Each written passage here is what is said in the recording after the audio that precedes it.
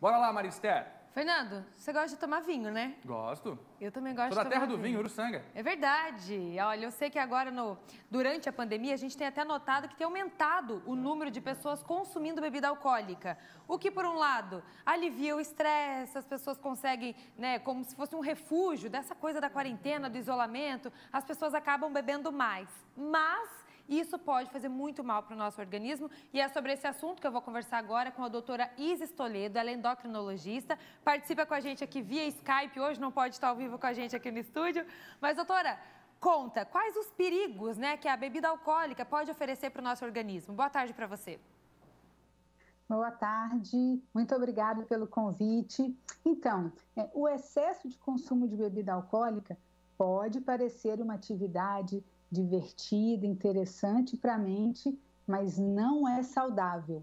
Além da preocupação com a dependência, ou seja, você tem aquela necessidade de consumir e a tolerância, você consumir cada vez mais para ter o mesmo efeito, a gente tem diversos aspectos danosos para o nosso corpo, como, por exemplo, para o cérebro, ou seja, influencia nos nossos reflexos, na nossa memória, no nosso foco.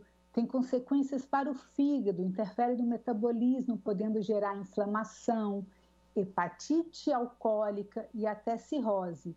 Gera problemas no estômago, como gastrite, no esôfago, como esofagite, além do álcool ser extremamente calórico.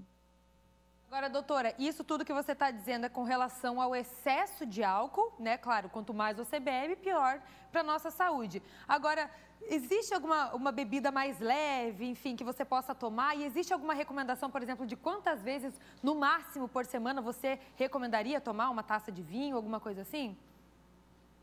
A OMS, Organização Mundial de Saúde, preconiza uma dose de 30 gramas de álcool por dia.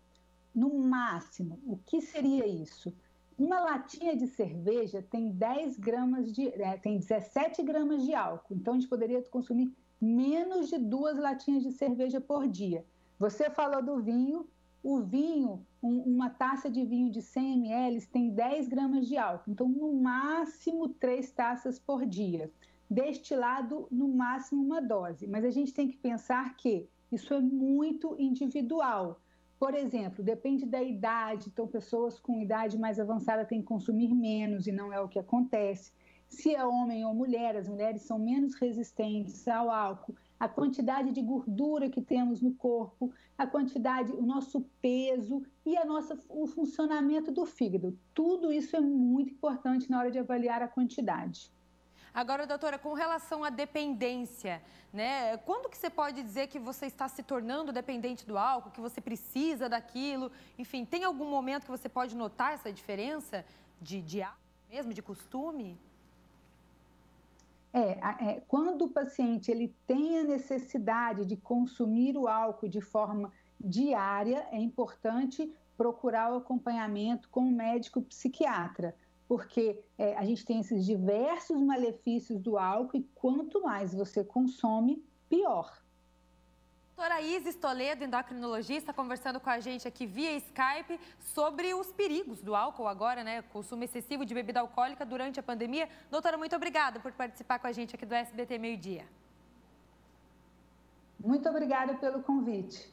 Fica esse alerta aí, então. Agora, gente, eu vou conversar com uma outra doutora que sempre participa com a gente aqui no SBT Meio Dia, a doutora Júlia Trindade, ela é psiquiatra, agora para falar dos malefícios, enfim, dos prejuízos do álcool para a nossa cabeça, né? Porque esse consumo, ele faz mal não só para o nosso organismo, para o nosso corpo, mas também para a nossa saúde mental, e é isso que eu vou conversar agora com a doutora Júlia. Doutora, boa tarde para você. Então, o risco agora, porque as pessoas estão bebendo mais na pandemia, né? Qual o risco disso, doutora? Boa tarde. Boa tarde, Maria. Obrigada pelo convite novamente. Então, realmente, as pessoas estão buscando no álcool um refúgio, né? Acaba que, às vezes, para aliviar aquela ansiedade, eu fico muito preocupado porque eu não sei o que vai acontecer. E, assim, eu estou em casa. Aí eu penso, então eu vou tomar uma bebida para relaxar. Tem as lives, né? Todo dia tem alguma live. Aí eu penso, vou ter uma companhia. E acaba que pode trazer um problema, né? A pessoa pode não ter mais o controle desse consumo de álcool. Daqui a um pouco ela está bebendo uma taça todo dia, daqui a um pouco 2 taças. apesar de alguns estudos mostrarem que realmente uma taça de vinho diária pode ajudar na imunidade, o álcool pode inclusive diminuir em excesso, né? Ele pode diminuir a imunidade. Lembrando que o álcool diminui o controle dos impulsos, então as pessoas elas podem ficar mais agressivas, pode aumentar a violência doméstica, né?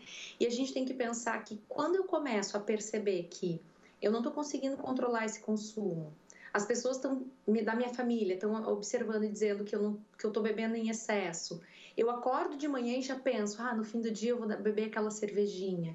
Ou então, eu estou tendo algum prejuízo na minha vida, talvez é o momento de buscar ajuda, né? Então, tem que ver o porquê que eu estou bebendo demais. Será que eu não estou querendo aliviar uma ansiedade, que eu deveria buscar uma outra forma? Talvez uma atividade física, conversar com alguém. Então, sim, o álcool ele tem um efeito social, mas a gente tem que ter muito cuidado para não transformar ele como uma automedicação.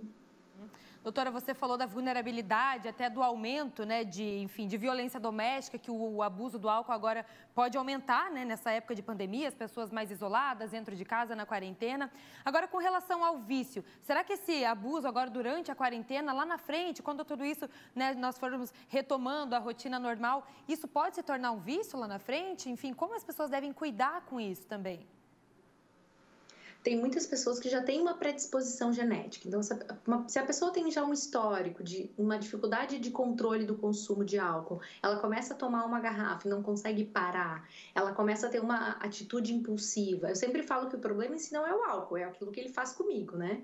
Então, eu tenho que ter muito cuidado em relação a isso. E se eu tenho uma história familiar de um pai, algum familiar que tem problemas com o uso de álcool ou mesmo de drogas, eu tenho que ter muito cuidado. De uma forma geral, por ser uma situação atípica, é comum que nesse momento as pessoas, assim como a alimentação, tenham um aumento do consumo e depois, quando a situação melhorar, acabam voltando ao normal. Mas essas pessoas que têm uma predisposição têm que realmente ter muito cuidado e se notar que está bebendo em excesso, tem que sim buscar ajuda. Inclusive até os grupos de atendimento, Alcoólicos Anônimos, eles já estão fazendo até a modalidade online para que essas pessoas que precisam de ajuda não fiquem sem. Doutora, tem gente que bebe muito, né? Agora, acaba tomando uma grande quantidade de cerveja, de vinho ou de outros destilados, enfim. E acaba criando uma realidade paralela para esse momento que a gente está vivendo. Vem o álcool como uma maneira de, como você disse no comecinho da entrevista, refúgio, né? Sair disso que está vivendo, enfim. E se isso se tornar uma rotina, todos os dias a pessoa precisar disso, enfim... Como que isso pode interferir de uma maneira geral na saúde mental da pessoa, esse refúgio excessivo? Então, os estudos mostram que o álcool, sim, ele pode desencadear depressão, pode desencadear ansiedade. Apesar daquele sensação inicial de euforia, de bem-estar, ele diminui a produção a longo prazo da serotonina. E a serotonina é muito importante para a gente. Então, por isso que as pessoas têm que ter muito cuidado com o excesso de álcool, porque isso pode ocasionar um quadro muito pior, além da dependência, um quadro de depressão e de ansiedade. Então, às vezes eu vou buscar isso como uma forma de melhorar e, na verdade, eu vou causar outro problema. Então, se eu notar que eu estou fazendo esse consumo para abafar alguma mágoa, para poder não me sentir sozinho, eu realmente estou no momento de buscar uma ajuda, de conversar com alguém, de fazer essa atividade física para substituir essa sensação que o álcool pode me trazer. Muito obrigada, doutora Júlia, por participar com a gente aqui do SBT Meio Dia e fazer esse alerta, né, sobre o consumo excessivo de bebida alcoólica. Obrigada, doutora. Eu que agradeço e espero poder que isso passe logo para visitar vocês pessoalmente. Por favor, a gente já está sentindo sua falta aqui no nosso estúdio do SBT Meio Dia. Fernanda, as pessoas têm que cuidar então, né? Você viu só como a doutora Isis, a primeira entrevistada, disse, se for latinha de cerveja, no máximo 2, menos do que 2. Menos que 2. A tacinha de vinho também, pouquinha coisa, o negócio é não exagerar, né? Grande doutora Isis Toledo, um abração para ela sempre participando com a gente aqui, a Júlia Trindade, com as suas ideias e seus pensamentos, ajudando a gente a ter uma vida melhor.